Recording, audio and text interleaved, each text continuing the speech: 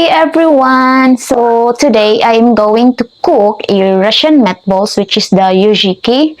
And then ano siya guys, parang same lang din sa atin, like gagawa tayo ng meatballs pero yung sa kanila is yuzhiki yung name. Actually Russians have a lot of kinds of meatballs. So I'm not sure about in our country, which is the Philippines, because if we do the meat like we make the meat like balls, we usually call it meatballs.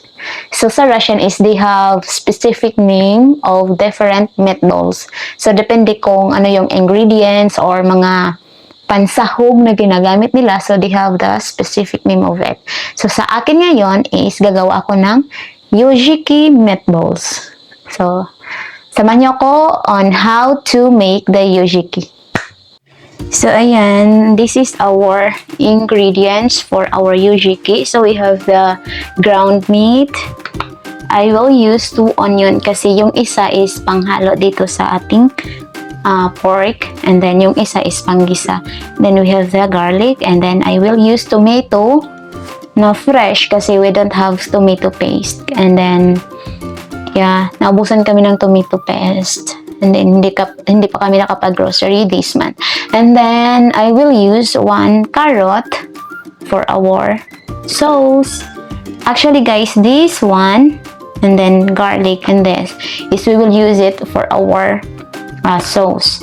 And then also we will use tawag nito, bigas. Bigas siya guys. So hugasan lang natin to siya para malinis siya kapag hinahalo na natin sa ating karne. Ayan. Hugasan lang natin siya guys ng mabuti.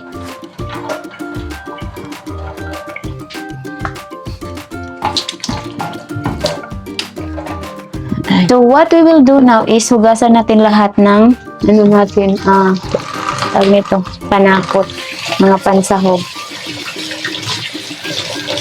Para malinis siya bago natin siya i-slice. Mas maganda yung kapag wala kang tomato paste. Yung sobrang hinog na tomato yung gagamitin. Para madali lang siya maduro. Ayan. So ito na siya guys. Ngayon simulan ko na siyang balatan. First is our tawag nito, carrot. Ang carrot guys is ko to siya i-grate ko to siya para mas maliit siya.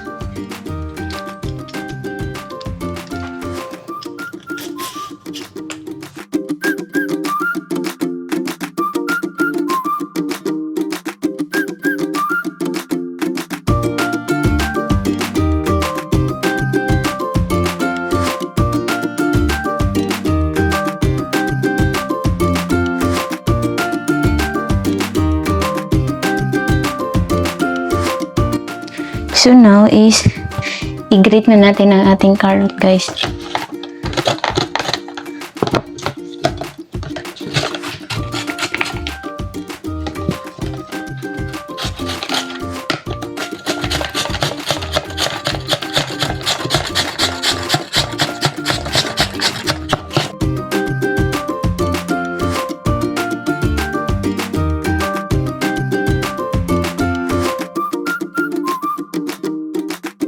Transfer natin tong carrot dito guys kasi gagamitin ko tong plastic for the tomato kasi i-grate ko din yung tomato para madali lang siyang matunaw. Hindi na natin yan huhugasan kasi ginamit ko naman yan sa so ganito siya guys, i-grate ko lang to. Kung mag-grate yun lang, ayaw mag-grate talaga? Hindi siya mag-grate? Okay, we will not grate you. This one na lang. Sana naman hindi ako payakin ito.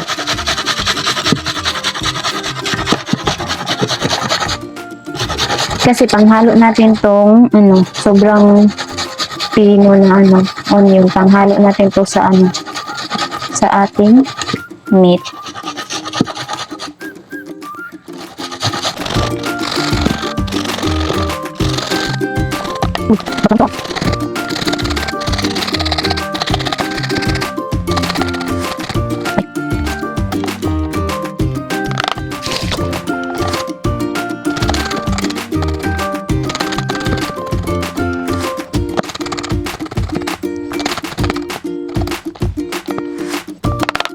Slice na lang natin tong tomato na to ng sobrang liliit kasi hindi siya mag-grate.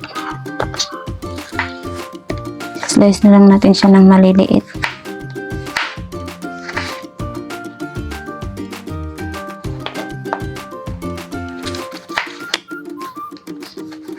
Ayan.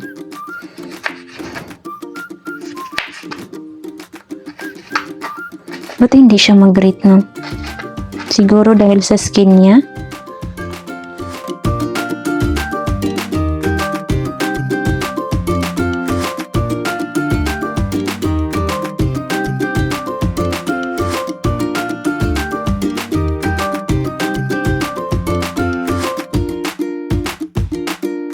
So, ayan. Andito na yung video ko is naka-timelapse pala habang naglalagay ako ng salt and pepper. So, andito na yung salt, pepper, mince, onion, and garlic natin. And then, itong ating uncooked na rice. So, i-mix lang natin ito siya pagkatapos. Ayan. Mix lang natin siya guys para mas malasa. Para ma-mix yung salt natin and rice. Wala na tong gloves guys. Kamay-kamay na tong sa akin. Wala nang gloves.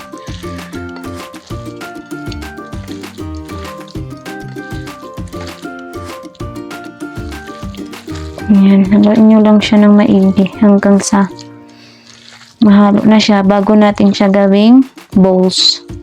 Bowls? Meat bowls.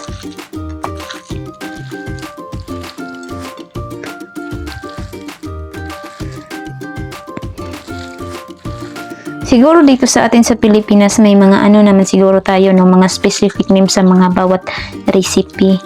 Pero hindi ko alam. And you know what guys? Mahilig akong magluto. Talagang mahilig akong magluto. Problema lang is yung lulutuin. Walang lulutuin guys.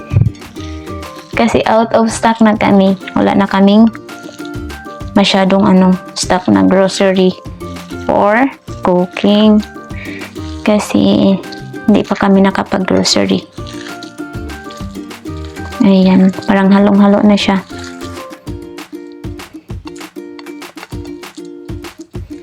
And then after nito guys is atin na siyang gawin na natin siyang meatballs. I will ask Alex kung anong sizes yung gusto niya. Siguro ganito. Ayan. Siguro ganito. Ansaon man na siya guys. Ipaligid-ligid ba? Ligid-ligid. Siguro ganito. Ayan. And then after natin itong is gagawa na tayo ng sauce for this. Parang hindi naman siya pantay. Mahilig akong magluto. Yung papa ko mahilig din siya magluto. Yung tita ko, mahilig din siya magluto. So, siguro, yung pagkahilig ko sa pagluluto is nakuha ko sa kanila. And I'm into exploring food naman. So, maybe mag-aaral ako ng aral. For the future yan. Future plan, yes. Apat lang siya guys kung ganito siya kalaki. I hope it will really it's the Yujiki. Yujiki ba yun? Tawag nun. Ayan. Yujiki. So here, nakagawa tayo ng 4 na meatballs. Ito yung gagawa natin ng sauce. I don't know if anong reason bakit tinawag siyang meatballs na Yujiki meatballs. I need to research about it pa. Kasi hindi masyado akong wala akong masyadong knowledge when it comes to Russian food. So pinakita ko siya kay Alex. Pina-confirm ko sa kanya if tama na ba yung sizes niya. So approve naman sa kanya yung sizes. And then now, we will make the sauce or yung tubig nito. So, gagawa na tayo ng water or sauce for this para maluto na siya. So, i-fry natin tong guys. Carrot, tomato, and tsaka onion. Ouch! What's that? Hintayin lang natin na maluto to sila bago natin lagyan ng water and lagay sabay yung meatballs. Marami kaming banana kasi binigyan kami ng tawag nito? Caretaker dito sa narantahan namin. And then kapag ito ay sobrang hinog na is gagawa ako ng banana cake. Gagamitin ko tong saging na to. Ayan, luto na yung natin, carrot. So, let's add water.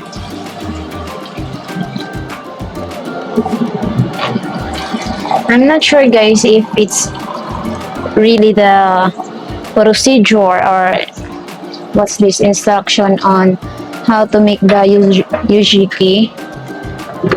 I will just follow Alex instruction. So now, ayan, may tubig na. So, pakuluan lang natin siya. Then, pag tumulo na yung water, is ilagay natin ang ating meatballs.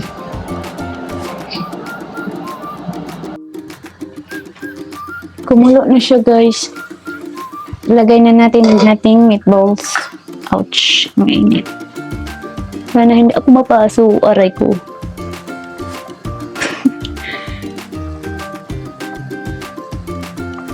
Ayan, nalagay na natin siya. Next is, anuhin natin siya ng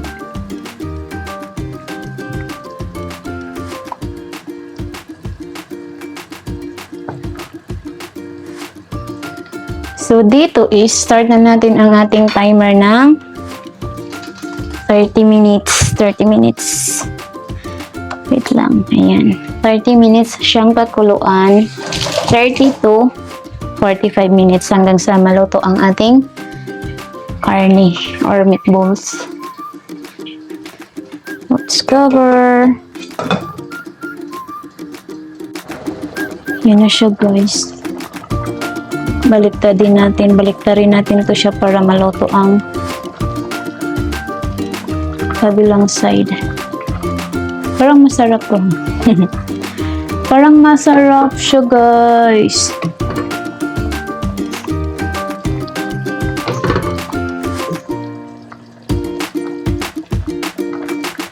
Since hindi pa nag 40 minutes, i-stack pa natin siya ulit. Binaliktad ko lang talaga yan para minute para maluto both sides. Ayan. Luto na ang ating tag nito, Yujiki.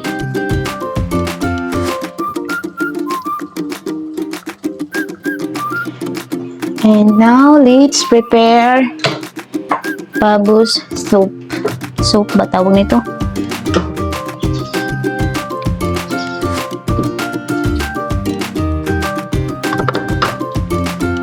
Lalaki.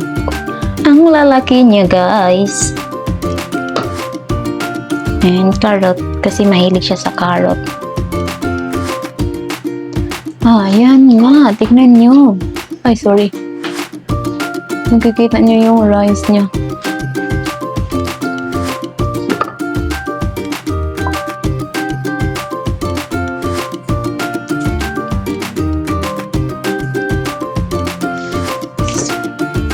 Ganito siya. Ouch, ang init. Guys! here is my food. Look at that. And then I have pineapple here. And I have this salad. Yes guys, don't forget to subscribe, like, and comment my video. Thank you. Amping kanunay!